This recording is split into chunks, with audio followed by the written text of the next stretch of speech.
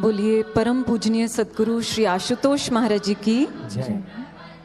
सच्चे दरबार की जय।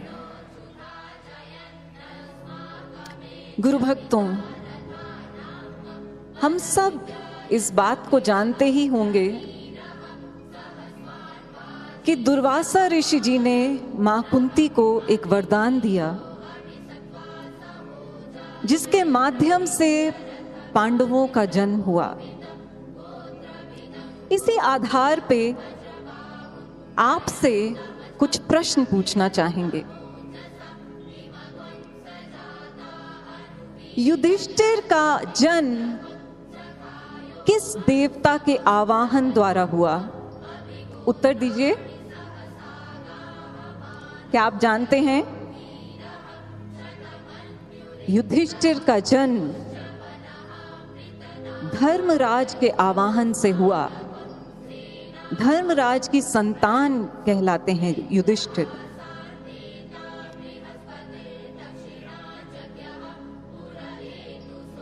अर्जुन का जन्म किस देवता के आवाहन से हुआ? जानते हैं आप? जी हाँ, बिल्कुल ठीक कहा आपने, इंद्रदेव। इंद्रदेव की संतान कहलाते हैं अर्जुन। भीम कहलाते हैं वायुपुत्र। नकुल और सहदेव कहलाते हैं अश्विनी पुत्र, क्योंकि उनका जन्म अश्विनी कुमारों के आवाहन के बाद हुआ। भक्तों, अगला प्रश्न आपसे है और मुझे लगता नहीं है कि अब आपको सोचना पड़ेगा। हम सब किसकी संतानें हैं?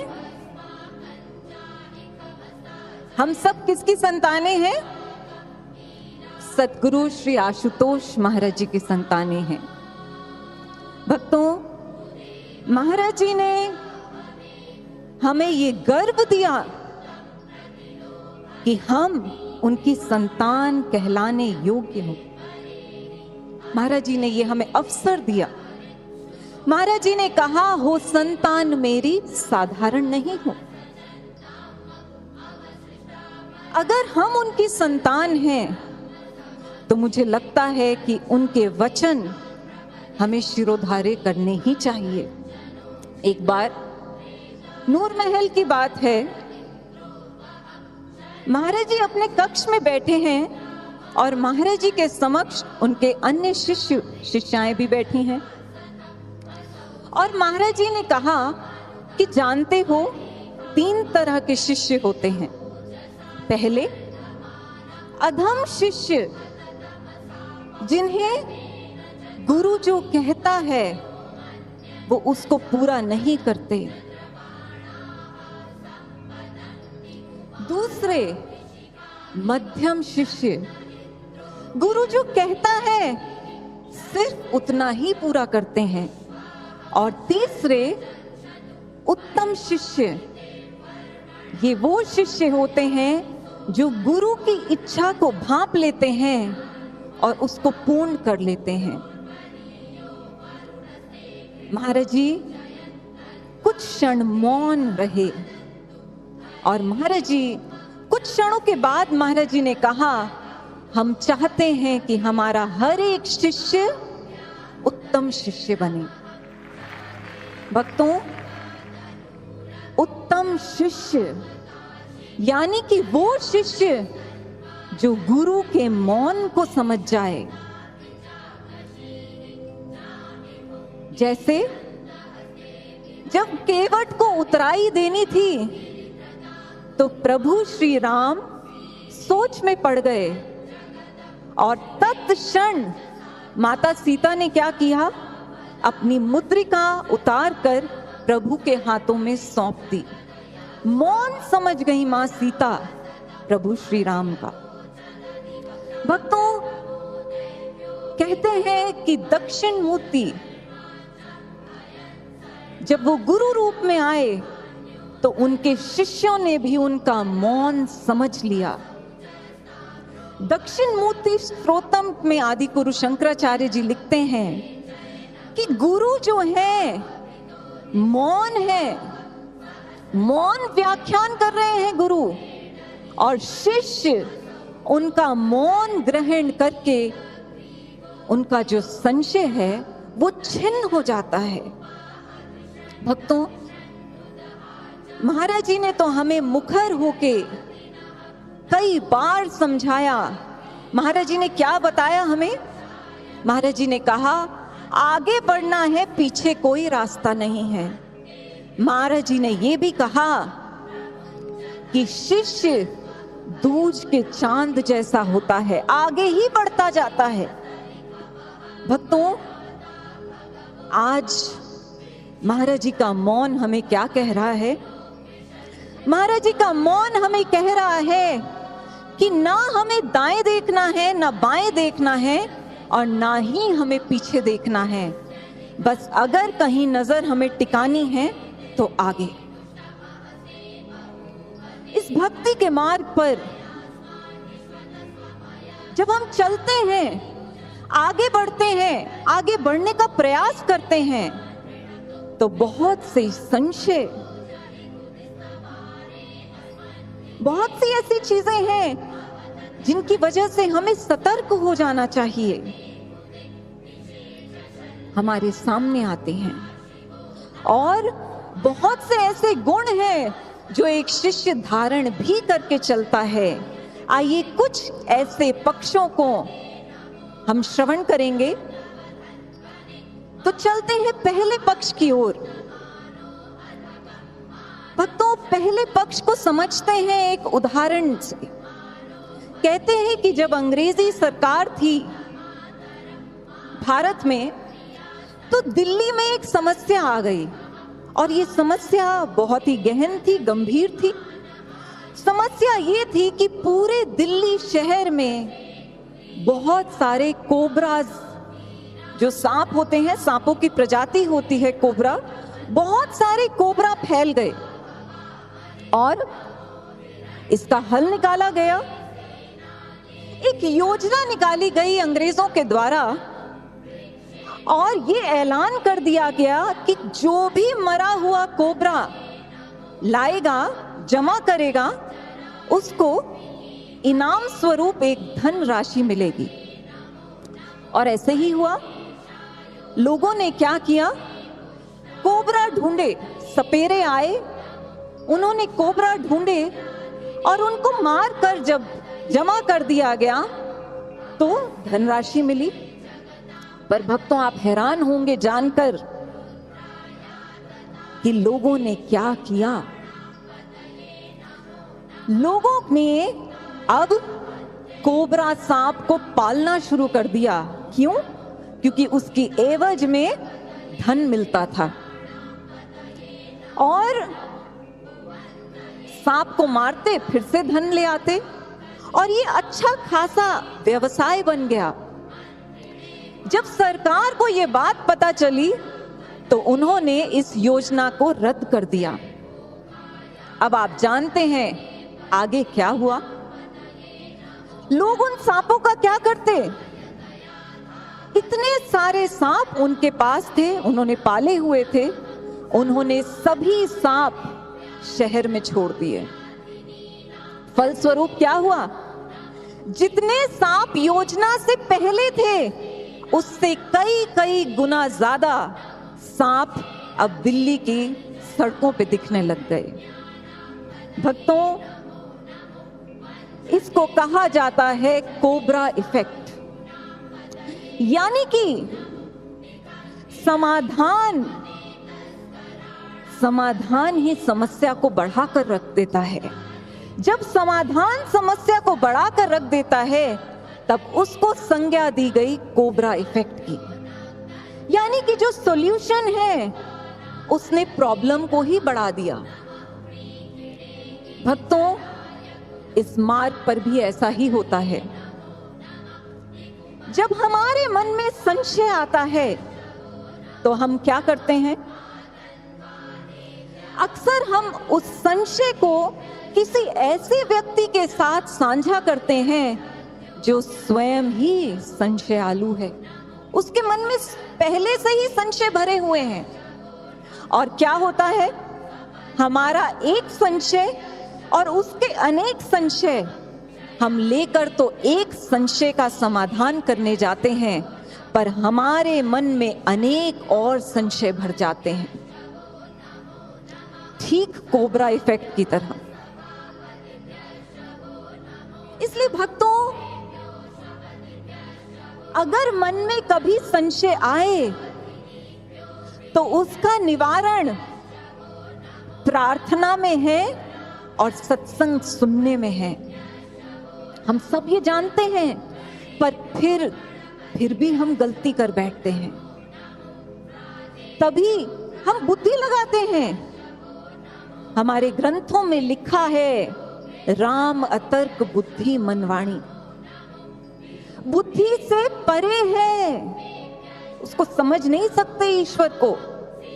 तभी तो विनय पत्रिका में गोस्वामी तुलसीदास जी ये प्रार्थना करते हैं प्रभु श्री राम के समक्ष।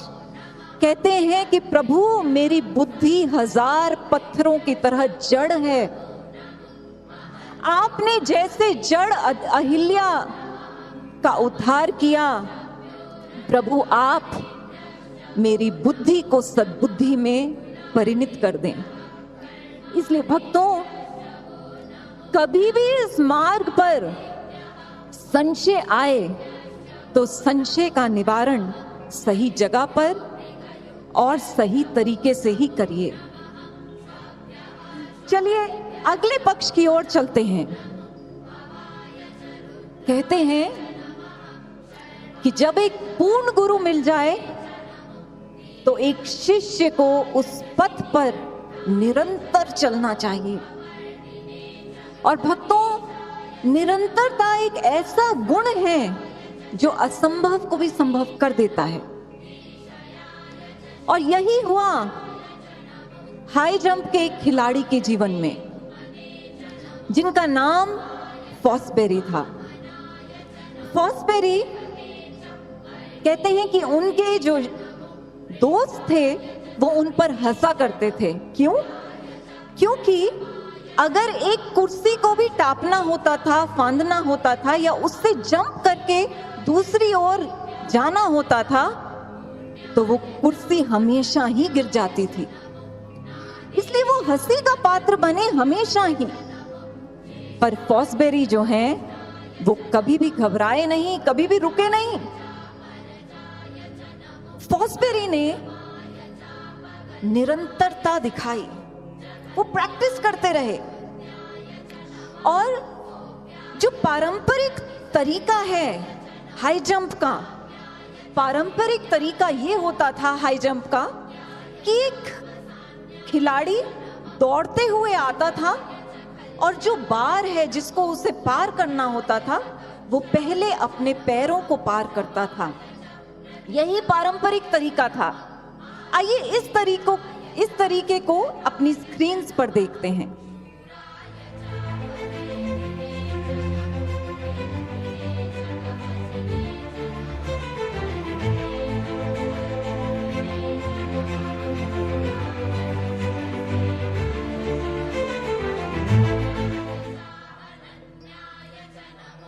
अब फॉसबेरी ने क्या किया?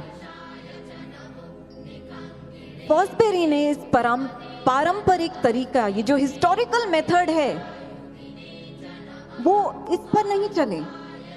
वो दौड़ते हुए आते थे और पहले अपने कंधों को बार से पार लेकर जाते थे। और आप जानते हैं 1968 के ओलंपिक्स में फॉसबेरी ने जब इस तरीके को अपनाया तो सब लोग हैरान हो गए, क्योंकि इसी तरीके के माध्यम से, जो किसी ने पहले देखा ही नहीं था, उन्होंने गोल्ड मेडल जीता। और 1968 के बाद आज तक भक्तों किसी ने पुराने तरीके से हाई जंप करी ही नहीं। आइए इसको भी स्क्रीन पर देखते हैं। ये फॉसबेरी भाग रहे हैं और वो जंप ले रहे हैं।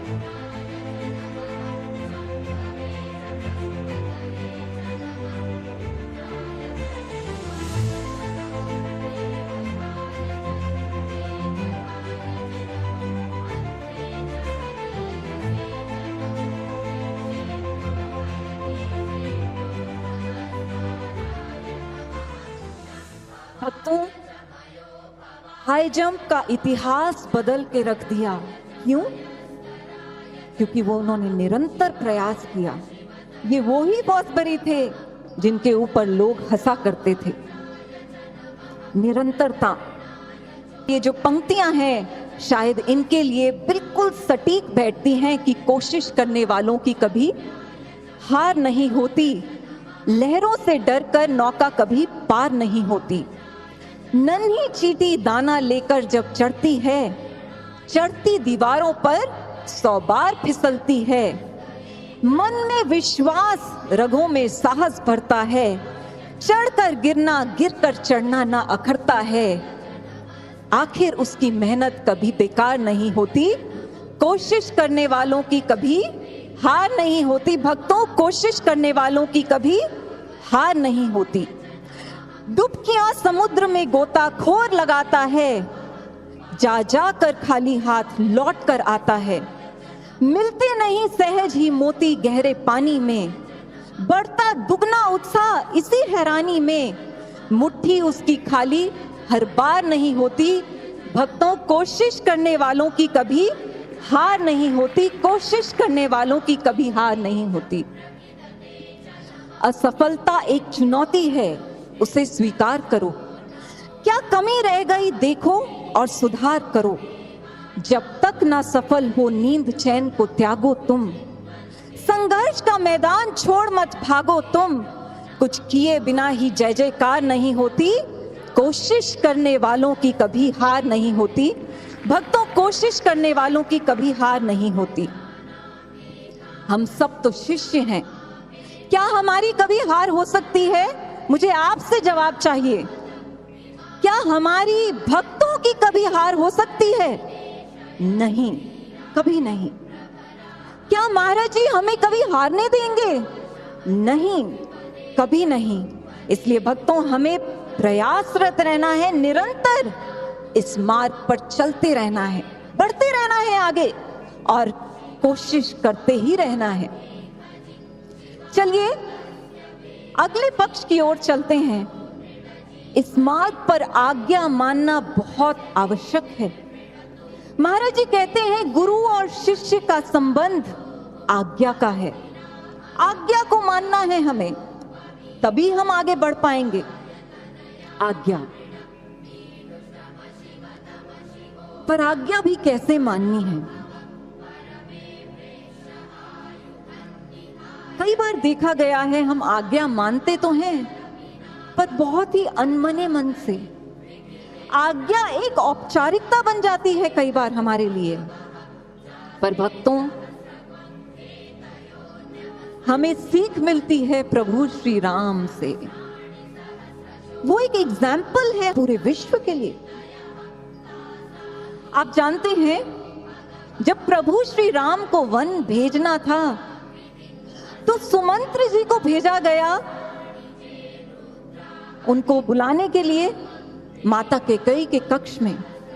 और जब उनको बुलाया गया वो विचलित हो गए अपने पिता की हालत देखकर, क्योंकि पिता बिल्कुल परेशान हैं। उनके मुख से एक शब्द नहीं निकल रहा। और वहीं माता कैकेयी बहुत कठोर वाणी में कहती हैं कि मैंने तुम्हारे पिता से 2 वर मांगे थे और वो 2 वर हैं कि तुम्हें वन जाना है 14 साल के लिए और भरत को राज्य मिलेगा। अब आप देखिए, ये वो राम हैं जिनका अगले दिन अभिषेक होना है, राजा बनना है उन्हें। और आज उनको कहा जा रहा है कि बन जाओ। प्रभु श्री राम क्या उत्तर देते हैं? वो कहते हैं, मां, मैं तो वडभागी हूं। वो पुत्र तो वडभागी होता है जो अपने माता पिता के वचनों को पूरा कर दे। और आगे प्रभु श्री राम क्या कहते हैं, आइए श्रवण करते हैं। मुनिगण मिलन विशेष बल, सबहि भांति हित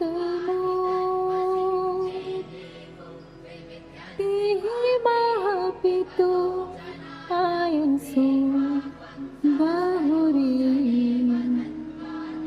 समत जननी तो समत जननी तो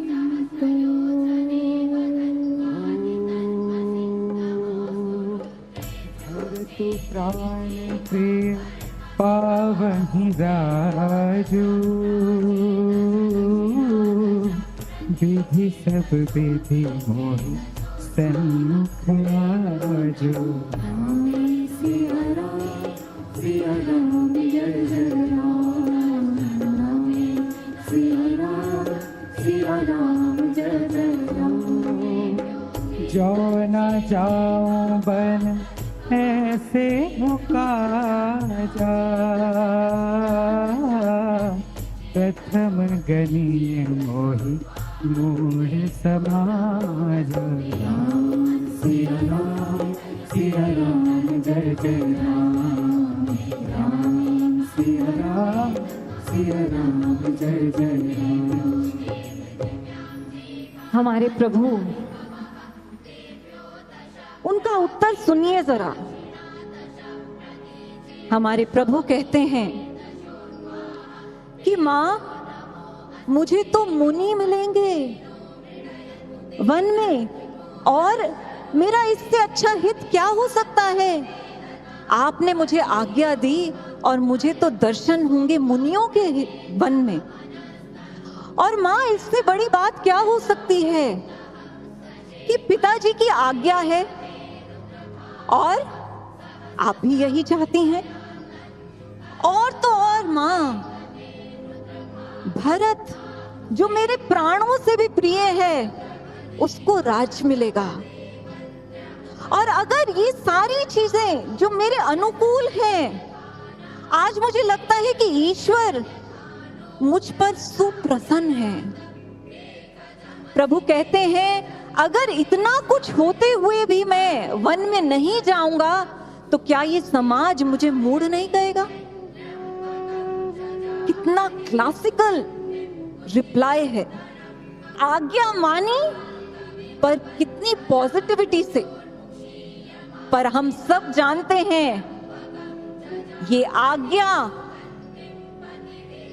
पूरे अयोध्या वासियों के लिए शोक का विषय थी, पर प्रभु के लिए नहीं। भक्तों, भक्ति के मार्ग पर हमें भी आज्ञा माननी तो है, पर प्रसन्नचित होकर। पॉजिटिविटी, अगर पॉजिटिविटी नहीं है तो फिर आज्ञा मानने का लाभ ही क्या। आज्ञा बोझ नहीं होती भक्तों, आज्ञा बोझ नहीं होती। इसलिए संकल्प लें कि गुरु घर से कभी भी आज्ञा मिले तो हम प्रसन्नचित होकर आज्ञा को माने, जैसे हमारे प्रभु ने मानी। चलिए चलते हैं अगले पक्ष की ओर। जब हम इस मार्ग पर चलते हैं, चरिवीति की धुन पर, तो बहुत सी विषम परिस्थितियां भी आएंगी।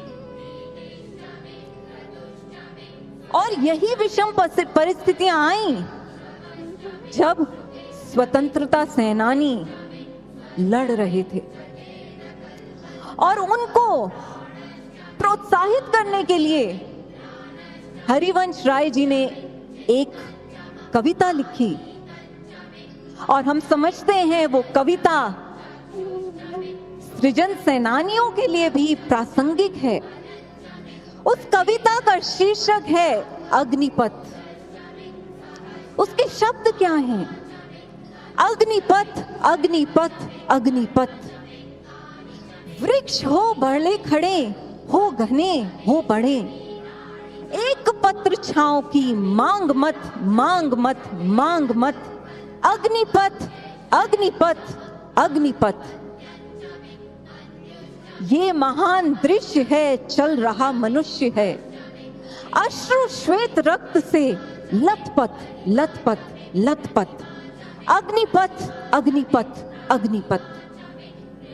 भक्तों, ये भक्ति का मार्ग भी अग्निपथ से कम नहीं। ये पथ ऐसा है जिसमें मुड़ना, डरना, रुकना बिल्कुल मना है। क्योंकि अगर हम मुड़े, हम डरे, हम रुके तो हम अपने लक्ष्य को प्राप्त नहीं कर पाएंगे। और एक बार जब संघर्षों से विचलित हुआ एक शिष्य, उसने अपने गुरु से पूछा कि गुरुदेव, सारी ही परिस्थितियां विपरीत थी पांडवों के लिए, सब विपरीत था, फिर पांडव जीत कैसे पाए? गुरु ने उत्तर दिया एक श्लोक के माध्यम से, जो गीता ध्यानम में दर्ज है, श्लोक नंबर 6। आइए उस श्लोक को श्रवण करें।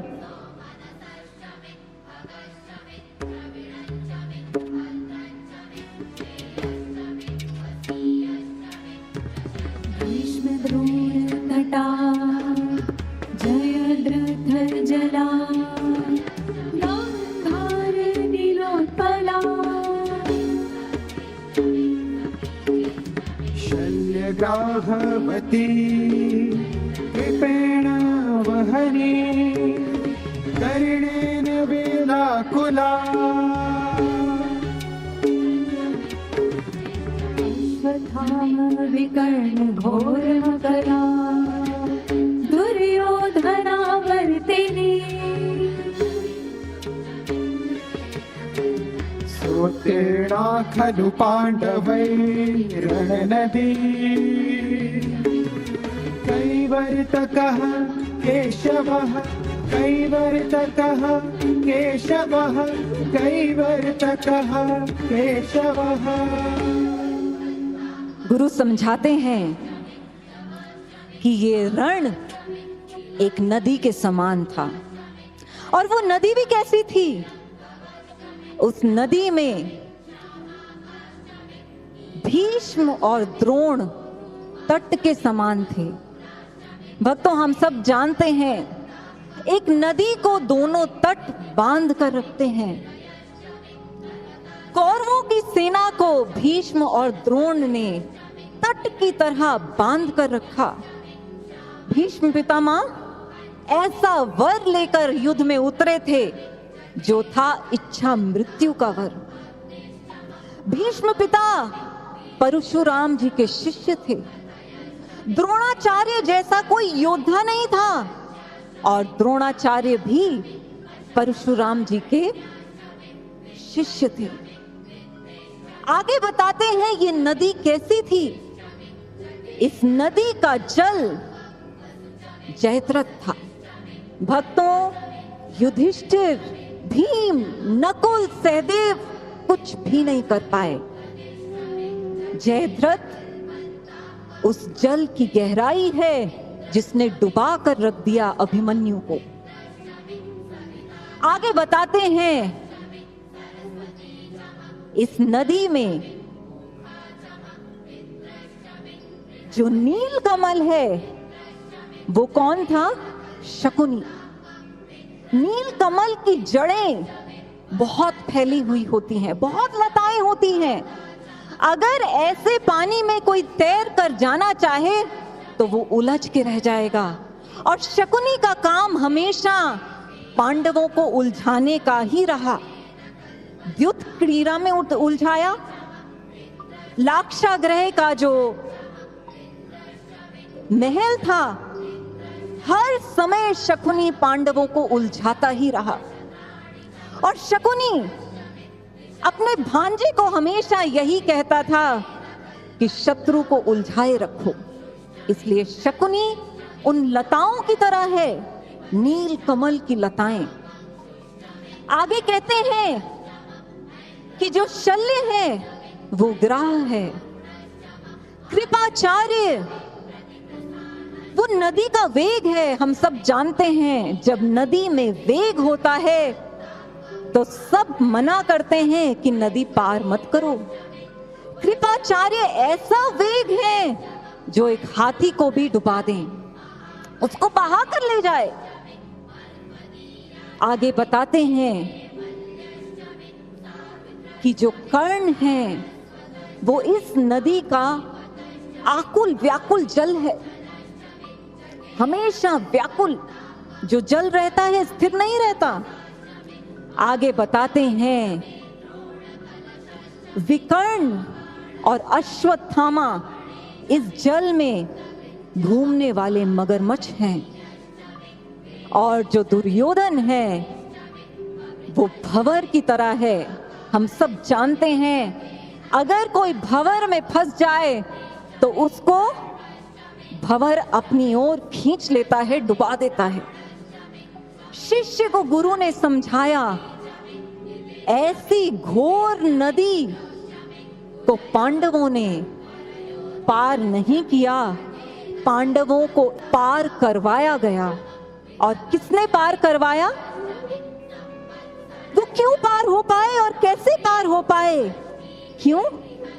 क्योंकि उन्होंने कृष्ण को अपना खेवैया बनाया, कृष्ण को अपना खेवैया बनाया। भक्तों, इस भक्ति के मार्ग पर अवश्य ही संघर्ष आएंगे।